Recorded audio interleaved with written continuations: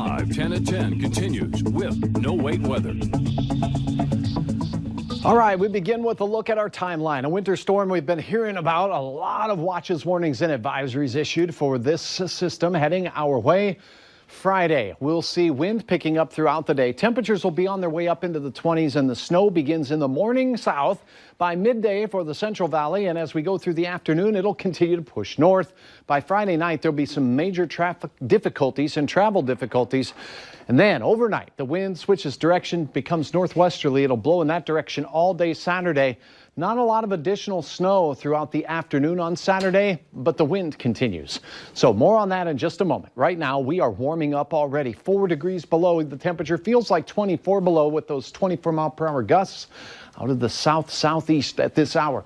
Here's a look across the region. We're warming here where you see the white colors, the purple areas still bone-chilling cold for Cavalier, 15 below, 11 below readings this hour in Jamestown and in Valley City. Factor in the winds, and there is a wind chill advisory now until the morning for many of our counties because of this nonsense out here. Wind chills still between 30 and, greater than 40 below out there at times. Langdon right now, 42 below, ear-biting cold. It is nasty out there. Bundle up. Continue to be cold and windy throughout the evening. Those winds are from the southeast. A few clouds moving into our southern counties, but all in all, hour-by-hour forecast shows overnight we'll have those southeast winds that really get to ripping, and by morning, temperatures will be above zero. But because of the winds, it's going to be wind chilly. So that bus stop is going to feel mighty chilly first thing in the morning with single-digit readings and gusty southeast winds. Look at this. In the morning hours, the snow moves into the Southern Valley. Places like Hankinson, down into the Britain, South Dakota area, bands of snow setting up. And by afternoon and the drive time, it'll be pushing into the FM area. Just getting started and may impact a little bit that evening commute. It might be slow. Down south, though, and toward the Twin Cities, traffic may be in some spots very difficult because of the combination of gusty southeast winds to 40 miles per hour and snow at the same time. Nothing happening yet in the Devil's Lake Basin. Set things into motion by Friday evening. Notice this. Eastern North Dakota in the Red River Valley and Minnesota having the moderate to heavy bands of snow, and the wind strongest in Minnesota at this hour. Some snow falling in the valley, not a lot of wind here, but by this time it will be accumulating in the Fargo area into the nighttime hours. As we go through the overnight, look at this wind direction shift happening out to the west. Gusty northwest winds take hold as the snow exits into Saturday morning. And now, the snow that we have on the ground now, the snow that we get from this storm system on Friday night into Saturday morning is all going to blow, it's going to drift, and that is why we're concerned about the potential for blizzard-like conditions across eastern North Dakota, the valley, and the I-94 corridor as we go through the day on Saturday. Look at the wind ripping all day long from the northwest, 30 to 45 miles per hour, temperatures falling to sub-zero on Saturday, even though we won't get a lot of new additional snow on Saturday afternoon.